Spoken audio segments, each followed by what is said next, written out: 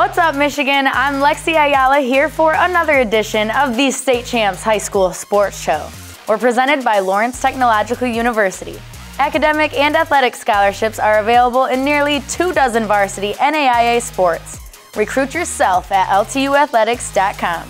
We've got an update in both the Hungry Howie's Mr. Football and Anvil Award competition, and we'll bring you this week's DMC Game Changers segment and the MHSAA Minute. The volleyball playoffs are in full swing, and let's get to those highlights that you can watch on the network right now. Let's get right into our volleyball playoff coverage, and we start with the Division I District Semifinal from Wednesday night as Macomb, Dakota took on Anchor Bay. This game was played at St. Clair Shores Lakeshore High School. This was a battle throughout the night, and it would be Dakota coming through winning in 4 sets. They would go on to beat L'Anse Creuse North the next day to advance to regionals. Staying in Division I, a district final between a pair of Saginaw Valley League teams in rivals, Davison and Grand Blanc. This game was at Linden High School, and it would be the Cardinals that will be moving on to next week's regionals.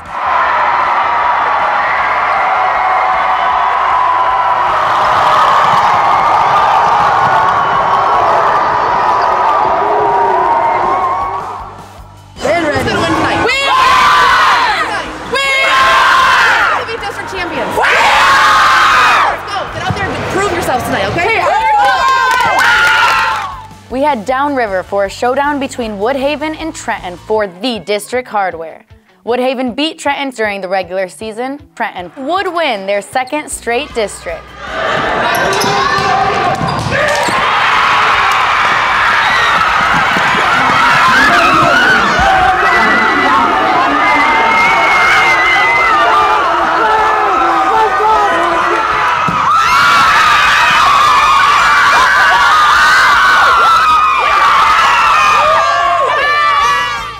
This is very exciting, especially after losing to them both times in leagues. We came back and we beat them when it counted. And we go to Whitmore Lake for the Division III district finale between the host school Whitmore Lake and Ann Arbor Green Hills. It would be Green Hills that gets this victory and is moving on to the regionals.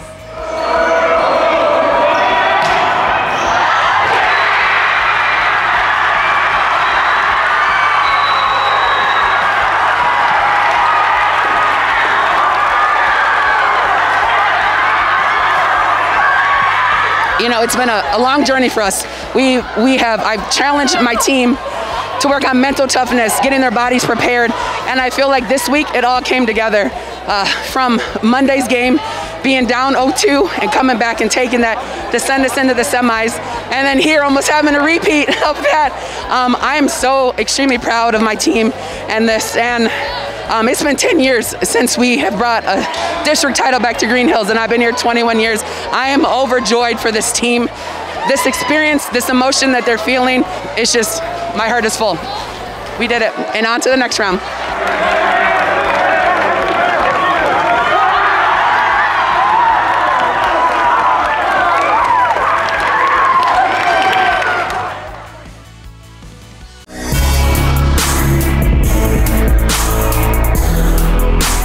Hey Michigan, it's time to talk the State Champs Mr. Football race presented by Hungry Howie. Sean Belizean out of town this week, so the digital managing editor and a member of the Mr. Football committee, Matt Mowry, is joining us. Thank you, sir. How are you today?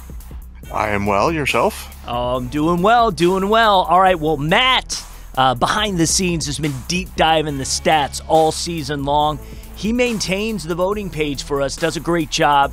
Matt is here today to talk about how the Mr. Football candidates performed in the district semifinals. Matt, give us the goods. Well, first off, we had a couple of players who finished up their seasons early with first round exits. One of them was Braden Mckenna from Lapeer, who we'd been watching for a while and finally got him into the conversation last week. They had a tough matchup in the first round with Rochester Adams. He had 190 total yards, 101 rushing, 89 receiving. Finishes up with 2,149 yards rushing and 30 touchdowns on the ground. He kind of played his way into the conversation. He wasn't somebody that we had on the radar. at the start of the season, but he just absolutely, kind of went gonzo throughout the season. Most of the rest of the guys that we have on the list managed to survive. I know Christian Stokes from Harper Woods went out in an overtime loss to River Rouge. He'd had a sensational season as well, about 1,500 yards rushing, 19 touchdowns for the Pioneers. We had some other guys who didn't play a whole lot if they had easier matchups in the first round. For example, Dylan Tatum from West Bloomfield only had 6 carries. He played, I believe, 7 snaps on offense in a 39-3 win over Novi for West Bloomfield. He's got 889 rushing yards. Dante Moore, another one who didn't throw the ball a whole lot. 7 passes for King in the first round, 55-12 up playoff win over Warren Fitzgerald. Only 3 of 7 passes, completed 4 of them for 2 touchdowns. Gives him 30 passing touchdowns and 2,200 passing yards for the season. That's with 2 forfeit wins in the middle of the regular season there for King. So imagine if they'd played an entire 9-game schedule where he'd be at. Elijah Jackson Anderson from Grand Blanc didn't run the ball a ton. 12 rushes for 64 yards and a 25-6 win for the Bobcats over Holt. On the season, he's got 896 yards rushing and 11 touchdowns, 18 catches and 2 more scores as the Bobcats continue their unbeaten season. Similar situation for Ty Holtz with DeWitt. 4 for 9 passing, 141 yards and 2 touchdowns. They won 44-14 over Ionia, so he was not needed to put up huge stats. On the season, he's completed 108 of 183 passes for 2,112 yards and 29 scores. Terrell Henry from Roseville just continues to get it done in a multitude of ways. It seems like every week we hear a different way that he's impacted the game. This time it was a kick return for a touchdown, 75 yards, added an interception as Roseville won 27-0 over Lance Cruz in the first round. 37 catches, I believe, on the season, 4 receiving touchdowns, 4 interceptions, 2 of which he's returned for touchdowns to tie an MHSAA record. 4 punt returns for touchdowns on the season, and now 2 kickoff returns. It seems like whatever Terrell Henry does impacts the game in a big way, even if it may not be volume by which he's doing it. Cephas Harris from Chippewa Valley, he had maybe the biggest production of the guys who had pretty easy wins. He didn't play a tremendous amount. I think he played just 4 minutes in the second half of the first round win for Chip Valley, 33-0 over Troy. Still rushed 17 times for 210 yards and 2 scores in the first half. Gives him 1,800 yards and 24 touchdowns on the season. Zach Ahern from Rockford, didn't need him a lot, really, in a 40-7 win over Grand Ledge. He had 17 carries for 143 yards and a touchdown, just threw 9 passes, completed 5 of them for 64 yards and a score. He's got 1,400 yards through the air, 16 touchdowns. I think most impressive with him is his dual threat ability. Almost 1,200 yards rushing and 23 scores on the ground for the leader of the Rockford Rams. Antonio Gates had a big game in their tough overtime win, Fortson's tough overtime win over Cass Tech. 129 yards receiving on 6 catches, 2 touchdowns, including the game-winning score. Giving him 51 catches for 866 yards on the season, 16 touchdowns. He's also played a huge role on defense, coming up with big interceptions and fumble recoveries as he did in their season opening win. Well, all right. That's a lot of information there, guys, and I appreciate you getting all those numbers up, and we're going to look forward to seeing who is going to be playing next week. That's still alive in the Mr. Football race. There's a new vote leader. The Rockford Nation has stepped up, and Zach Ahern is now the vote leader. He was a late add to the competition, too. So, hey, voting will end Monday, November 22nd. Field's frozen, so this is the group we're running with the rest of the season. We'll have another update next week. Matt, thanks for participating. Not a problem. All right, we'll see you. State Champs Michigan Extra Point is where high school football fans go to get their news. Premiering Thursdays on the State Champs app and across the network, Extra Point features highlights, analysis, great interviews, and more. Don't forget to listen to the companion audio podcast on Spreaker or wherever you get your podcasts.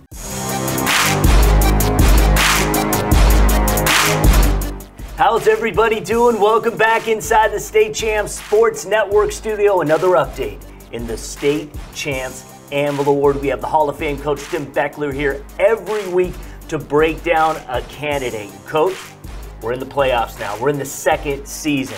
Obviously within our criteria, big game performance, team success, all that plays a factor into ultimately who will take home the Anvil. The guy we're talking about today, very similar to a Josh Burnham in the fact that they contribute to their team on both sides of the ball. So when you're looking at team success, when you're looking at big game performance, you can actually judge them on both sides, although this particular gentleman is going to play defense at the next level. Yeah, Jordan Cannon is an unbelievable player. Only 5'11", 210 pounds, so he's not a big guy, but he plays much bigger than 5'11", 210.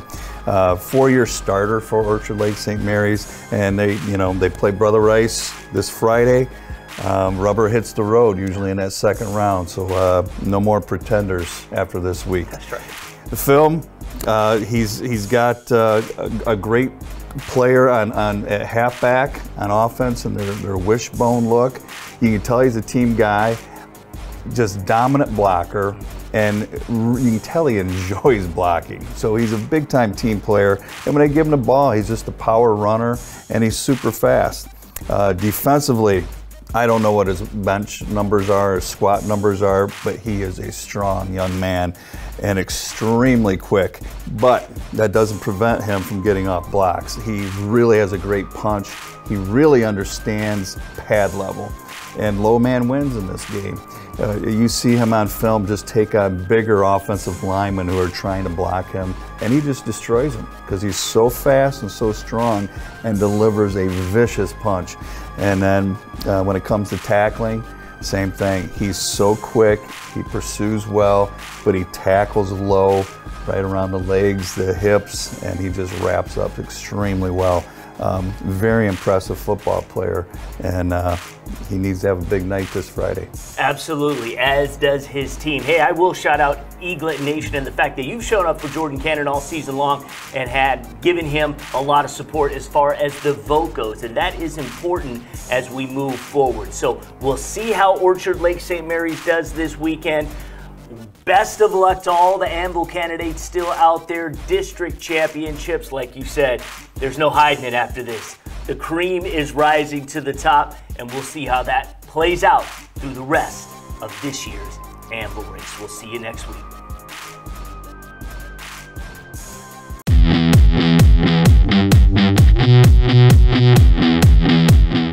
If you are a student athlete in Michigan with at least a 3.5 GPA, you can apply for the MHSAA Scholar Athlete Award. Each year, in partnership with Farm Bureau Insurance, 32 seniors are selected, and this year, each student will receive a $2,000 scholarship for their work both on and off the court. This is something Farm Bureau and the MHSAA have done for 33 years now. We're approaching $1 million in total scholarship money handed out over the life of the program. To be eligible, student athletes must have a 3.5 grade point average, earned at least one varsity letter in an MHSAA-sponsored sport, and fill out an application which includes an essay about the importance of sportsmanship in educational athletics. The application deadline is December 3rd. For more information, go to MHSAA.com, and to apply, check with your high school athletic director.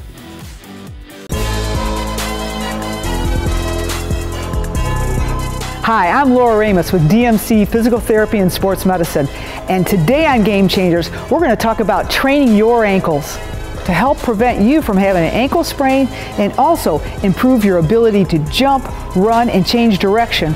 Let's test and train your ankles. The first test and exercise start at the wall. Line up your feet, front toe against the wall, back toe against your back foot. Make sure your toes are in alignment, you're not turned in or out. Now, in this position, keeping your knees straight, lift up the back toes as high as you can. Make sure both your little toe and big toe come off the ground. you should be able to clear space underneath. If you can do it, then that's going to become your exercise. So you're going to repeat that 10 times. Once you can do that 10 times, you're going to increase it to 3 sets of 10. And then do the exact same exercise on the opposite leg and make sure that you have equal strength and mobility. The second exercise is also performed at the wall. Start in the exact same position. And now the front leg lifted up so you're just standing with a knee straight on the back leg. Rise up onto your toes as high as you can, lifting this heel. Your goal is to get it off the ground 2 to 3 inches. Make sure as you do so, you don't roll on the outside of your foot. Stay equal from big toe to little toe, and then lower back down. If you can do that, start out with a set of 10 reps. Go up as high as you can, hold, and come down. And then progress to 3 sets of 10. Again, make sure your right and left legs are equal. The third test and exercise are done in sitting. Begin in this position with your knee bent about 90 degrees. Your foot's flat on the floor. Try to keep your heel down and turn your foot outward and then inward. As you do so, here's the emphasis. Make sure that your knee and hip don't move, that the motion is only coming out of your ankle. You should be able to do this with excellent motion inside and outside. Start with a set of 10 reps and then increase to 3 sets of 10. Most people, including elite athletes, have deficits of strength and flexibility at the ankles. So to improve performance and help prevent an injury, make sure you're training your ankles every day. If you're looking to improve your sports performance, visit the experts at DMC Physical Therapy and Sports Medicine. Do you have a sports injury, or are you just looking to take your game to the next level? Then go where the pros go. DMC Physical Therapy and Sports Medicine. For immediate care, call 313-910-9328 or visit dmc.org/gamechangers. Time now to take a look inside Lawrence Technological University Athletics. If you're a high school athlete with the dream of playing college sports, Lawrence Technological University wants you to recruit yourself. LTU offers over 24 varsity sports for men and women, along with several dozen world-class undergraduate programs. Athletic and academic scholarships are available in all sports. My name is Mhsa. I play the clarinet. I'm studying robotics engineering. So the robotics program here, it's mostly a mesh between the computer science courses, mechanical courses, and electrical engineering courses. And then in addition to that, there's a course sequence for robotics classes specifically. In each one of those, there's always a project that we have to do. It's very hands-on, and the class sizes for that are really small because there's not a lot of robotics majors. You get to know your classmates really well, you get to know the professors really well, and it's just been a really great experience, and I've learned a lot. Everyone always says that band is like a family, and because we're a smaller school, I feel like that's more true here. The marching band is the first place where I found friendly faces who were willing to talk to me about my class schedule, and everyone is just very welcoming, and it was a nice place to start on campus. It's a small campus, but it's still in the city. There's a lot of things around. You know, there's never going to be a night once COVID's over that you don't have anything to do. And even still, there's a lot of things that are going on just online right now. And I talk to a whole bunch of people every day, and it's really a good community. Take your future into your hands. Visit LTUathletics.com and recruit yourself. Lawrence Tech, where Blue Devils dare. The boys' soccer finals is coming up on Saturday, and we went out to a few semifinal matches on Wednesday. Here's the highlights. And we start in Division III out in Howell. The two-time defending state champs Grosse Ile taking on Flint Powers. The Red Devils would get 2 goals in the second half as they shut out Flint Powers 2-0 the final. They'll take on Grand Rapids South Christian in the D3 final out at Comstock Park.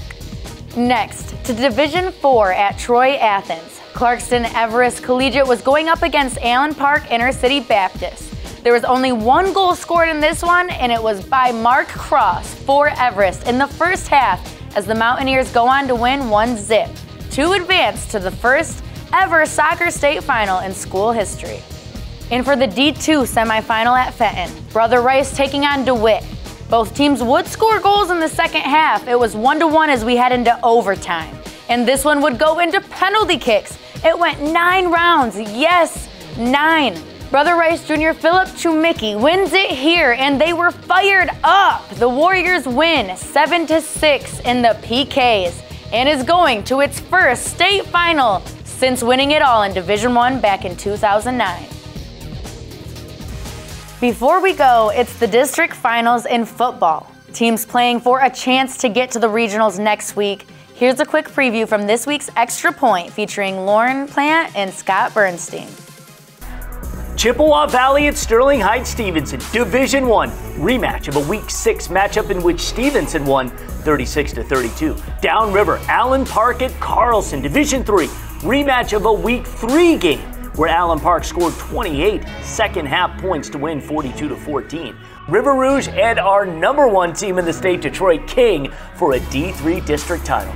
Orchard Lake St. Mary's at Brother Rice, Division III. Brother Rice won 43-25 in their first meeting a month ago. Back to Division I, Detroit Catholic Central at West Bloomfield. Last time these teams met, 2018 playoffs, West Bloomfield won 20-17 in OT. And one more from Division I, Granville at Rockford. Rockford won a shootout, 53-46 in Week 4. That should be a good one. And Scott, there are a lot of scintillating matchups for District Hardwood. We got a hot plate of great football on the slate. And just talking about those games, get my juices flowing, get me excited, get me ready. It's only Wednesday. I can't wait till Friday and Saturday. West Bloomfield and Catholic Central is just going to be a war. And I would not be shocked if the winner of that game goes on to win the Division I state championship. Out of the Rockford-Granville game, let's give a shout out to Zach Ahern, the quarterback, the fearless field general, who's in our Mr. Football Award, am I right? Yes. And just committed to Ferris State. That's right. He's a leading vote-getter in Mr. Football. Zach Ahern, another kid that really broke out in the playoffs last year as a junior. Sure. Really came into his own and had a great postseason run. There's just a ton of really, really intriguing games. Contrasting styles make for the best type of matchups. Yep. You got a lot of them on the schedule this weekend, and I'm just chomping at the bit to get out there and cover. That's all the time we have for this week. From everyone at the State Champs Sports Network, have a great weekend. State Champs is presented by Lawrence Technological University. LTU offers over 24 varsity sports for men and women, along with several dozen world-class undergraduate programs. Athletic and academic scholarships are available in all sports. Visit LTUathletics.com and recruit yourself. Also brought to you by the Michigan High School Athletic Association, promoting the value and values of educational athletics. The Michigan Army National Guard, a proud partner of the MHSAA. Detroit Medical Center Physical Therapy and Sports Medicine. Do you have a sports injury, or are you just looking to take your game to the next level? Go where the pros go. Visit dmc.org/gamechangers. And Hungry Howie's, famous for flavor.